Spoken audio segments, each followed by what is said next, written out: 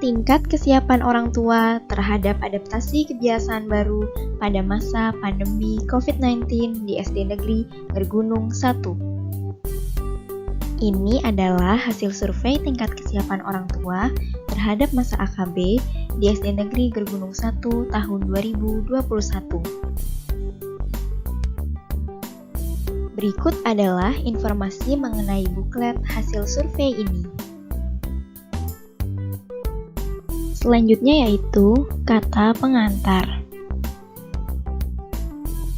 Adanya pandemi COVID-19 ini membuat pemerintah Indonesia membuat beberapa kebijakan sebagai upaya memutus penyebaran virus corona.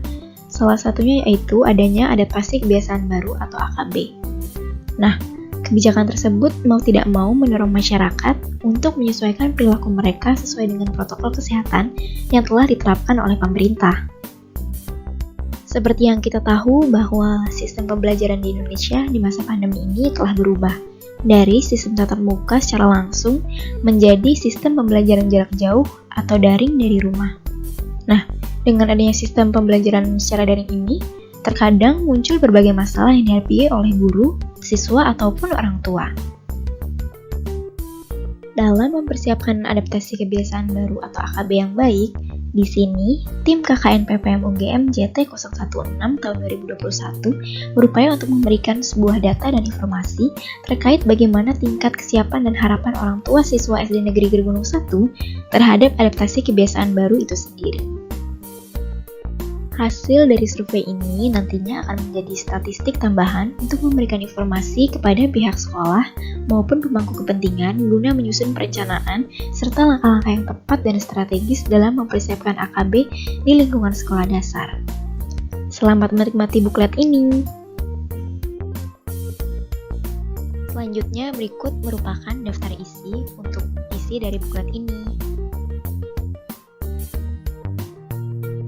Bagian selanjutnya yaitu metodologi, di mana untuk mengetahui tingkat kesiapan orang tua terhadap AKB di lingkungan sekolah dasar Negeri Gergunung 1, kami menggunakan metode survei yang dilakukan secara online atau daring, di mana kami menyebarkan tautan kuesioner secara sukarela kepada orang tua siswa kelas 1-6 melalui aplikasi WhatsApp. Lalu kemudian untuk keunggulan survei, pertama, survei ini menyediakan data dan statistik yang terkini. Lalu, pertanyaan yang ada dalam kuesioner dirancang untuk memenuhi kebutuhan informasi yang terkait dengan upaya penanganan pandemi serta kebijakan yang ada di sekolah. Kemudian, survei ini dapat digunakan sebagai alat untuk memberikan gambaran maupun kondisi terkini mengenai kesiapan dan harapan orang tua siswa dalam mempersiapkan adaptasi kebiasaan baru di lingkup sekolah dasar. Kemudian untuk keterbatasan survei, analisis dari hasil survei ini merupakan gambaran dari suatu individu yang secara sukarela berpartisipasi dalam survei dan belum mewakili seluruh orang tua siswa di SD Negeri Gergunung 1. Masuk ke bagian yang pertama yaitu responden dan karakteristik responden. Setelah menyebarkan kuesioner secara online, kami mendapatkan total 88 responden. Untuk karakteristik responden survei yang pertama, yaitu dilihat berdasarkan usia, di mana responden survei didominasi oleh usia di bawah 45 tahun.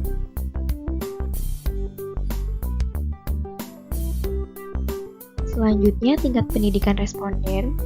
Untuk tingkat pendidikan ayah, mayoritas berpendidikan pada jenjang tamat SMU sederajat. Kemudian untuk pendidikan ibu, mayoritas berpendidikan juga pada jenjang SMU sederajat. Lalu untuk tempat tinggal anak, bisa dilihat bahwa mayoritas anak tinggal di kelurahan yang sama dengan area sekolah.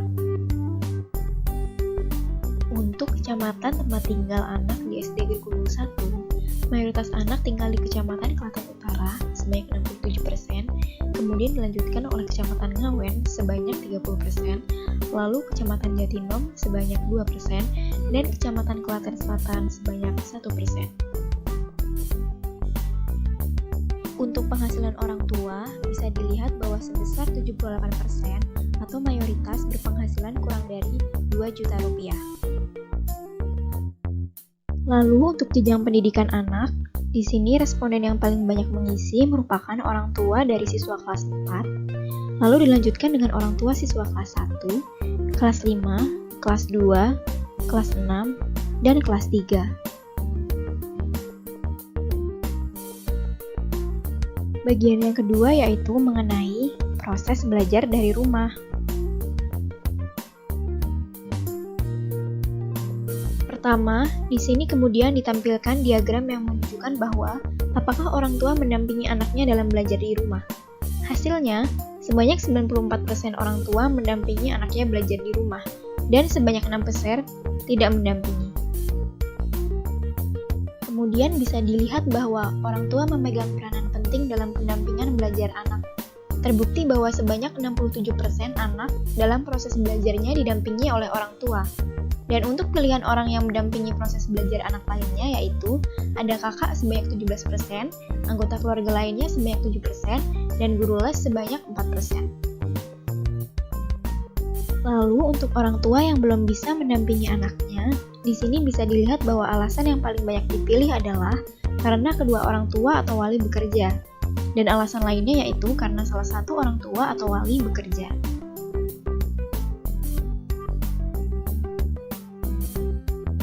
Selanjutnya kedua, mengenai apakah guru atau sekolah berkomunikasi dengan orang tua. Di sini dapat ditunjukkan bahwa sebanyak 97% orang tua menyatakan bahwa pihak guru atau sekolah berkomunikasi dengan orang tua terkait pemantauan proses belajar anak dari rumah. Dan sebanyak 3% menjawab tidak. Terkait hal seperti apa yang ditanyakan oleh pihak sekolah atau guru pada orang tua mengenai proses belajar anak dari rumah, dalam diagram ditampilkan bahwa sebanyak 40% orang tua menjawab perkembangan belajar anak. Lalu selanjutnya disusul oleh metode belajar anak sebanyak 21%, lalu ada motivasi belajar anak sebanyak 19%, sarana dan sumber belajar anak sebanyak 16%, dan jawaban lainnya yang menyatakan bahwa pihak sekolah atau guru membimbing siswa-siswi. Kemudian ketiga terkait apa saja yang orang tua lakukan dalam memantau aktivitas belajar anak dari rumah. Pertama, jawaban yang paling banyak dipilih yaitu sebanyak 31% adalah orang tua memeriksa tugas yang dikerjakan oleh anak. Lalu jawaban selanjutnya yang dipilih sebanyak 22% adalah orang tua menanyakan penyelesaian tugas yang dikerjakan anak. Kemudian disusul oleh pilihan jawaban orang tua yaitu mengecek pemahaman anak terhadap materi belajar sebanyak 19%, lalu ada berkomunikasi dengan anak terkait kendala belajar sebanyak 18%, dan terakhir ada berkonsultasi dengan guru terkait hambatan belajar anak sebanyak 9%.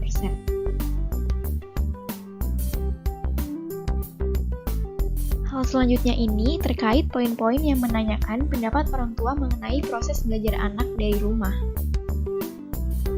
Pernyataan yang pertama, anak tidak dapat memahami materi pelajaran dengan baik. Hasil survei menunjukkan bahwa sebanyak 68% orang tua setuju dengan pernyataan tersebut, dan 32% orang tua tidak setuju. Ini berarti bahwa proses belajar dari rumah menyebabkan pemahaman materi anak terhadap pelajaran menjadi terganggu.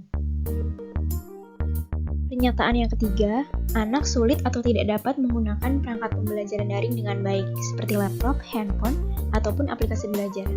Hasil survei menunjukkan bahwa sebanyak 41% orang tua setuju dengan pernyataan tersebut, dan sebanyak 59% orang tua tidak setuju dengan pernyataan tersebut. Meskipun jawaban tidak setuju lebih mendominasi, namun dapat disimpulkan pula bahwa masih terdapat anak yang sulit ataupun tidak dapat menggunakan perangkat yang menunjang pembelajaran daring. Pernyataan yang keempat yaitu, anak sulit atau tidak dapat menggunakan media dan sumber belajar luring dengan baik, seperti TV, radio, LKS, maupun bahan ajar cetak. Hasil survei menunjukkan bahwa sebanyak 33% orang tua setuju dengan pernyataan tersebut, dan sebanyak 67% orang tua tidak setuju dengan pernyataan tersebut. Dapat disimpulkan bahwa masih terdapat anak yang sulit atau tidak dapat menggunakan media dan sumber belajar luring dengan baik. Pernyataan yang kedua, anak tidak dapat berkonsentrasi selama pembelajaran daring. Hasil survei menunjukkan bahwa sebanyak 69% orang tua setuju dengan pernyataan tersebut, dan sebanyak 31% orang tua tidak setuju. Ini berarti bahwa pembelajaran daring membuat konsentrasi anak dalam belajar menjadi cukup terganggu. Pernyataan yang kelima, kondisi lingkungan di rumah tidak mendukung konsentrasi belajar anak. Hasil survei menunjukkan bahwa sebanyak 45% orang tua setuju dengan pernyataan tersebut dan sebanyak 55% orang tua tidak setuju dengan pernyataan tersebut. Pernyataan yang keenam yaitu pihak sekolah tidak memberikan pendampingan yang cukup pada orang tua. Hasil survei menunjukkan bahwa sebanyak 67% orang tua tidak setuju dengan pernyataan tersebut. Namun, perlu diperhatikan bahwa sebanyak 33% orang tua setuju dengan pernyataan tersebut. Pernyataan yang ketujuh yaitu pengeluaran orang tua untuk pembelian paket internet dalam mendukung pembelajaran sistem online cukup tinggi. Hasil dari survei menunjukkan bahwa sebanyak 86% orang tua setuju dengan pernyataan tersebut dan sebanyak 14% orang tua tidak setuju dengan pernyataan tersebut. Ini berarti menunjukkan bahwa sistem pembelajaran daring membuat pengeluaran orang tua dalam pembelian paket internet menjadi meningkat. Pernyataan yang ke-8 atau yang terakhir, di luar situasi darurat seperti saat ini, proses belajar dari rumah dapat diterapkan di masa mendatang. Hasil survei menunjukkan bahwa sebanyak 33% orang tua setuju dengan pernyataan tersebut. Dan sebanyak 67% orang tua tidak setuju dengan pernyataan tersebut. Ini berarti bahwa mayoritas orang tua siswa kurang setuju dengan sistem pembelajaran dari rumah. Berikut merupakan nilai mata pelajaran siswa kelas 1 sampai kelas 6 pada semester 2 tahun ajaran 2019-2020. Namun, karena banyak responden yang tidak mengisi, maka data ini belum mewakili dan menggambarkan nilai pengetahuan dan keterampilan pada mata pelajaran Matematika dan Bahasa Indonesia di SD Negeri Gerbunuk 1. Bagian yang ketiga mengenai kesiapan pembelajaran di sekolah. Pertama, terdapat poin-poin yang membahas mengenai pendapat orang tua terkait informasi seputar COVID-19. Pernyataan yang pertama, percikan ludah atau cairan dari hidung dan mulut dapat menularkan COVID-19. 92% orang tua menjawab benar, 3% orang tua menjawab salah, dan 5% orang tua menjawab tidak tahu. Kemudian pernyataan yang kedua, demam, batuk kering, rasa lelah, sulit bernafas merupakan indikasi terjangkit COVID-19. Sebanyak 85% orang tua menjawab benar, 7% menjawab salah, dan 8% menjawab tidak tahu. Pernyataan yang ketiga, orang tanpa gejala COVID-19 dapat menularkan virus ke orang lain. Sebanyak 76% orang tua menjawab benar, 9% menjawab salah, dan 15% menjawab tidak tahu. Pernyataan yang keempat, menjaga kebersihan tangan dan menggunakan masker penting untuk mencegah penularan. 100% atau semua orang tua menjawab benar. Pernyataan yang kelima, orang dengan penyakit penyerta seperti darah tinggi, jantung, paru-paru, diabetes, atau kanker memiliki potensi mengalami sakit COVID-19 yang lebih serius. Sebanyak 84% orang tua menjawab benar, 5% menjawab salah, dan 11% menjawab tidak tahu. Lalu, pernyataan yang keenam atau yang terakhir, anak-anak tidak memiliki potensi tertular COVID-19. Sebanyak 73% orang tua menjawab salah, sebanyak 10% orang tua menjawab benar, dan 17% orang tua menjawab tidak tahu. Bagian selanjutnya mengenai kerentanan anak terhadap penularan COVID-19. Pernyataan yang pertama yaitu, anak pernah terkonfirmasi positif COVID-19. 98% orang tua menjawab anaknya tidak pernah positif COVID-19, dan 2% orang tua menjawab anaknya pernah positif COVID-19. Pernyataan yang kedua, anak pernah memiliki riwayat kontak dengan orang yang terkonfirmasi positif COVID-19. 98% orang tua menjawab tidak pernah, dan 2% menjawab pernah. Pernyataan yang ketiga, orang tua memiliki kondisi medis penyakit penyerta seperti darah tinggi, jantung, paru-paru, diabetes, atau kanker yang tidak terkontrol.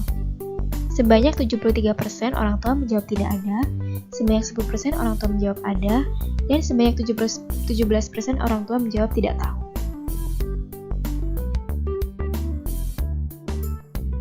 Pernyataan yang keempat, tempat tinggal anak berada di zona kuning orange atau merah penularan COVID-19. Sebanyak 64% orang tua menjawab iya, sebanyak 24% orang tua menjawab tidak, dan 13% menjawab tidak tahu. Pernyataan yang kelima, anak dalam perjalanan dari rumah ke sekolah melalui zona kuning, orange, atau merah penularan COVID-19.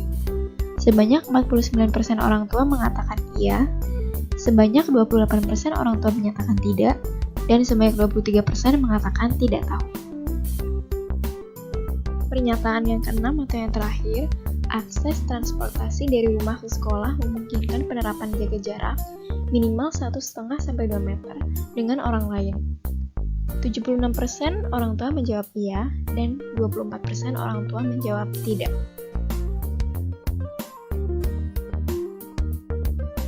Hal selanjutnya adalah penerapan protokol kesehatan oleh anak. Di sini terdapat poin-poin yang menyatakan bahwa apakah orang tua sudah membiasakan anak mereka melakukan hal-hal seperti: pertama, mencuci tangan menggunakan sabun selama 20 detik dengan air mengalir. 98% orang tua menjawab iya, 1% menjawab tidak, dan 2% tidak mengisi. Kedua, menggunakan masker ketika keluar rumah. 90% orang tua menjawab iya, dan 2% tidak mengisi. Ketiga, menerapkan etika batuk atau bersin, seperti menutup dengan lengan atas atau siku. 98% orang tua menjawab ya, 1% menjawab tidak, dan 1% tidak mengisi. Selanjutnya keempat, menghindari kerumunan. 91% orang tua menjawab ya, 3% orang tua menjawab tidak, dan 6% tidak mengisi. Terakhir atau yang kelima, menjaga jarak fisik ketika berinteraksi. 99% orang tua menjawab ya, dan 1% menjawab tidak. Dapat disimpulkan bahwa penerapan protokol kesehatan oleh anak yang telah dibiasakan oleh orang tua sudah sangat baik. Hal selanjutnya mengenai izin orang tua untuk anak belajar kembali di sekolah. Apakah orang tua mengizinkan anak untuk belajar kembali di sekolah? Berdasarkan hasil survei, 58% orang tua menjawab mengizinkan dan 42% orang tua menjawab belum mengizinkan. Jika orang tua mengizinkan, berikut faktor yang menjadi pertimbangan orang tua mengizinkan anak belajar kembali di sekolah. Faktor yang paling banyak dipilih yaitu sebanyak 24% adalah sekolah dapat menerapkan protokol kesehatan atau pembatasan jumlah siswa di kelas, pengaturan jarak, membatasi kerumunan dan sirkulasi udara, atau ventilasi ruangan. Lalu faktor kedua selanjutnya yang juga banyak dipilih yaitu sebanyak 23% adalah sarana kebersihan dan kesehatan di sekolah sudah memadai. Kemudian faktor ketiga yang banyak dipilih sebanyak 19% adalah sekolah memiliki media edukasi PHBS yang lengkap. Kemudian, jika orang tua belum mengizinkan, berikut adalah faktor yang menjadi pertimbangan orang tua mengapa belum mengizinkan anaknya belajar kembali di sekolah. Faktor yang paling banyak dipilih yaitu sebanyak 57% adalah kegiatan anak selama di sekolah berpotensi mengalami penularan COVID-19. Bagian selanjutnya mengenai sarana transportasi apa yang akan digunakan oleh anak apabila proses belajar tatap muka di sekolah diterapkan. Sebanyak 75% orang tua memilih antar jemput dengan kendaraan pribadi dan 25% orang tua memilih siswa berjalan kaki atau menggunakan sepeda. Bagian selanjutnya yaitu persiapan proses belajar tatap muka. Apabila proses belajar tatap muka di sekolah diterapkan, apa yang akan dipersiapkan untuk anak? Pilihan jawaban yang paling banyak dipilih adalah sebanyak 44% yaitu perlengkapan kesehatan dan kebersihan, kemudian 34% yaitu bekal makanan dan minuman dari rumah, serta 22% yaitu pengetahuan untuk mencegah penularan COVID-19. Selanjutnya mengenai ketersediaan orang tua dalam memberikan dukungan kepada sekolah dalam upaya pencegahan penyebaran COVID-19. 98% orang tua menyatakan bersedia dan 2% menyatakan tidak bersedia. Dukungan pertama yang paling banyak dipilih adalah penyediaan perlengkapan kesehatan seperti masker, hand sanitizer, dan disinfektan. Lalu dua dukungan selanjutnya dipilih dengan perolehan pesanan yang sama, yaitu penyediaan sarana kebersihan serta membawa alat ibadah sendiri. Dua dukungan lainnya yang juga dipilih dengan perolehan pesanan yang sama, yaitu pembersihan secara berkala, fasilitas bersama dan ruang belajar, serta penyediaan makanan sehat dan suplemen untuk siswa. Kemudian dukungan ikut mensosialisasi pencegahan COVID-19 dan dukungan lainnya. Dukungan lainnya dari orang tua dapat dilihat di bawah ini. Terima kasih.